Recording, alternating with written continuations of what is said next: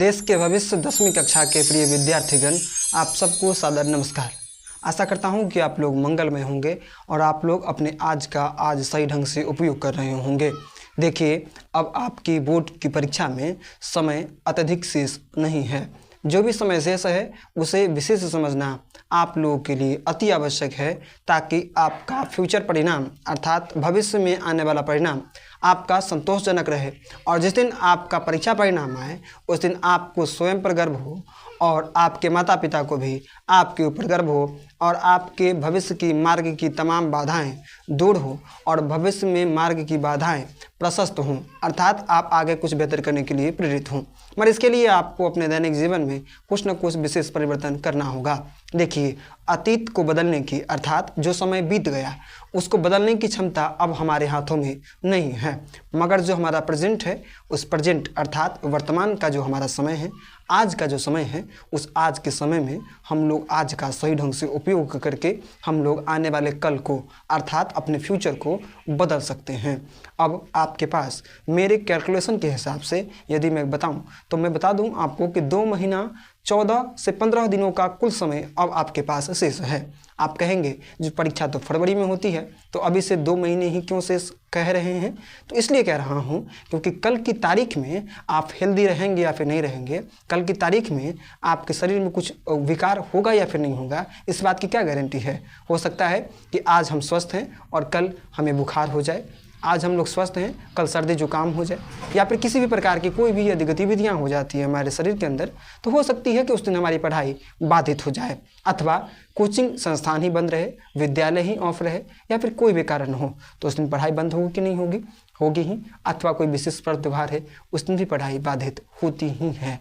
और देखा ही जाता है कि समय जो होता है वो तिनके कहीं ना कहीं रेत की मानिंद हमारे हाथों से फिसलता हुआ जा रहा है। तो कल की तारीख में आप स्वस्थ रहेंगे कि नहीं रहेंगे इस बात की कोई गारंटी नहीं है। जितना समय बचा हुआ है उस समय में से कुछ समय हम मान कर चलेंगे जो कम ही हमारे पास है।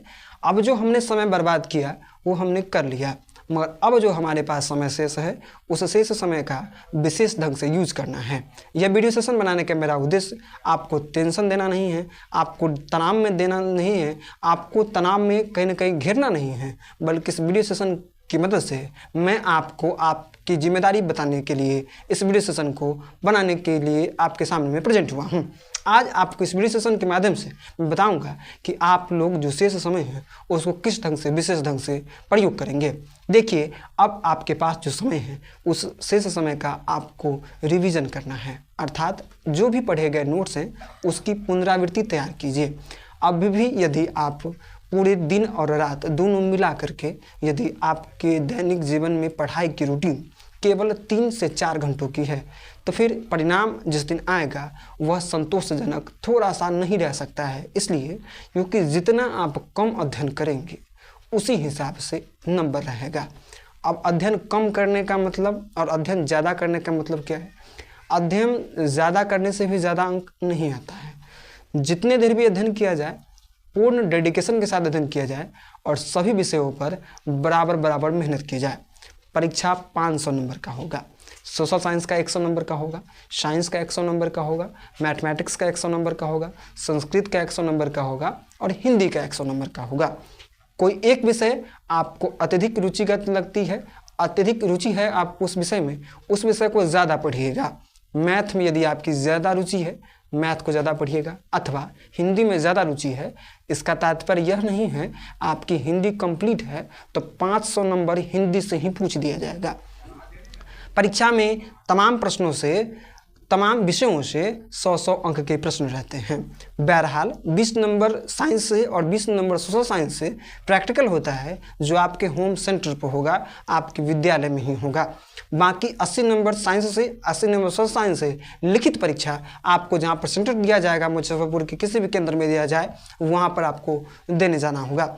तो जो भी आपके पास समय शेष है उस शेष समय का सही ढंग से यूज कीजिए। मेरे रूटीन के अनुसार यदि आप चलें तो अभी आपको रीडिंग और राइटिंग दोनों पर फोकस करना चाहिए, अर्थात आप लोग एक रूटीन बनाएं। पर डे 5 विषयों के लिए अलग अलग टाइमिंग निर्धारित कीजिए। 1 घंटे उस विषय की रीडिंग कीजिए, आधे घंटे उस विषय की राइटिंग कीजिए। रीडिंग और राइटिंग करने का मतलब क्या है समझ जाइए। जो भी नोट्स आपके कोचिंग शिक्षक आपको लिखवाए हुए हैं अथवा जिन भी प्रश्नों को आप लोग बना कर लेके गए हुए हैं, उस प्रश्न को यदि आपके शिक्षक ने चेक कर रखा है, वो प्रश्न जो कि आपने जिस प्रश्न के उत्तर सही लिखे हैं वो कॉपी आपके पास सहेज कर रखी गई होगी। यदि हिंदी की रूटीन यदि आप सुबह में 4:30 से लेकर के 6 बजे तक यदि आप बनाते हैं तो 1 घंटे क्या करें, 4:30 से लेकर के 5:30 तक लगभग तकरीबन 20 से 25 क्वेश्चनों का आप लोग अध्ययन करें। जो भी प्रश्न कॉपी में चेक हो चुका है और जो सही आपने बना रखा था, अथवा किसी भी पाठ को ही अध्ययन आप कर लीजिए। 1 घंटे उस पाठ को पढ़ने के उपरांत आप आधे घंटे 4:30 से 5:30 तक आपने अध्ययन किया। ओनली अध्ययन करना है, रटना नहीं है, पढ़ना है। रटना और पढ़ना और समझना में अंतर होता है, तो पढ़ करके समझना है, रटना नहीं है। अब आधे घंटे का जो समय जो है, उस आधे घंटे में आपने 1 घंटे में जो पढ़ाई की उन तमाम प्रश्नों को आप कॉपी पर नोट कीजिए और उस प्रश्न को हल करने का प्रयास कीजिए। यही रूटीन 4:30 से 6 बजे तक आपने बनाया। उसके बाद आप अपने दैनिक जो आपका कार्य जो है उसके अलावा, उस कार्य को छोड़ करके उसके अलावा आप इसी प्रकार 5 विषयों के लिए एक दिन में अलग अलग टाइमिंग पर रूटीन बनाइए। इस प्रकार करने से क्या होगा, रीडिंग और राइटिंग दोनों करने से क्या होगा, रीडिंग आपके मन मस्तिष्क में रहेगा, राइटिंग आपको ये बताएगी कि आपने जो याद किया उससे आपने लिखा कैसे। तो रीडिंग और राइटिंग दोनों इम्पोर्टेंट है। तो 5 विषयों के लिए यदि आप बनाएंगे, रूटीन बनाते हैं तो तकरीबन 7 से 7.5 घंटे की रूटीन बनती है। मगर स्मरण रहे, यह रूटीन जो होगी, इस रूटीन में पूरी डेडिकेशन के साथ पढ़ना है। यह नहीं कि 4:30 से हमने रूटीन बनाया, 6 बजे तक पढ़ाई की रूटीन है और उसी वक्त में हम अपने स्मार्टफोन, जो कि आज के समय में विद्यार्थियों के लिए अमृत के समान है, उसको आप किताब के एक कोने पर रखें। जिस वक्त पढ़ाई कर रहे हों उस वक्त रूम में आपका फ़ोन नहीं रहना चाहिए। फ़ोन किसी दूसरे कमरे में रखें, क्योंकि वो सारे माध्यम जो हैं, फ़ोन है, वो सारे डिस्टर्ब करने वाले माध्यम होते हैं और वो आपकी पढ़ाई में बाधाएं उत्पन्न करेंगे। इसलिए फ़ोन का बिल्कुल ही भी गलत उपयोग नहीं। फ़ोन का उपयोग हाथ में ले भी तो इसलिए लें ताकि अध्ययन करना है। आपके अभिभावक आपके लिए संघर्ष कर रहे हैं, आपके पिताजी आपके लिए मेहनत कर रहे हैं, आपकी माँ आपके लिए अपनी आँखों में अनगिनत सपनों को सजाई हुई हैं। उनके सपनों के लिए, पिता की मेहनत को सफल करने के लिए, खुद की पहचान समाज में अलग बनाने के लिए आज आपका मेहनत करना ज़रूरी है। 2-3 महीने पढ़ाई में खर्च कीजिए। भविष्य में भी जो परीक्षाएं दें आप लोग, उन परीक्षाओं में बेहतर प्रदर्शन करने के लिए मेहनत कीजिए। मेहनत कीजिएगा ना, और जब परिणाम जब ज़्यादा बेहतर भी नहीं आएगा ना, तो इस बात का अफसोस नहीं रहेगा, क्योंकि आपने मेहनत की होगी और जो भी अंक आएगा वो आपकी मेहनत का अंक रहेगा। और मेहनत करेंगे ना तो अंक ज़रूर शानदार रहेगा, और शानदार रहे या फिर ना रहे, जो भी सफलता आएगी ना वो संतोषजनक सफलता रहेगी। इसलिए मेहनत रोज़ कीजिए, रोज़ पढ़िए, अब से भी रूटीन बनाइए, अब से भी सजग हो जाइए और समय को बर्बाद मत कीजिए। टेंशन नहीं लेना है। परीक्षा टेंशन का विषय नहीं होता है। परीक्षा खुद को परखने का विषय है, खुद को परखने का एक अवसर है। इसलिए आज का सदुपयोग कीजिए, पढ़ाई में पूरा समय निवेश कीजिए, अपने भविष्य को बेहतर बनाइए। मैं माँ सरस्वती भगवती से प्रार्थना करता हूँ कि आप तमाम विद्यार्थियों को अपार सफलता अर्जित हो। माँ सरस्वती भगवती की विशेष कृपा से आप लोग भविष्य में एक ऊंचा मुकाम हासिल करें। धन्यवाद।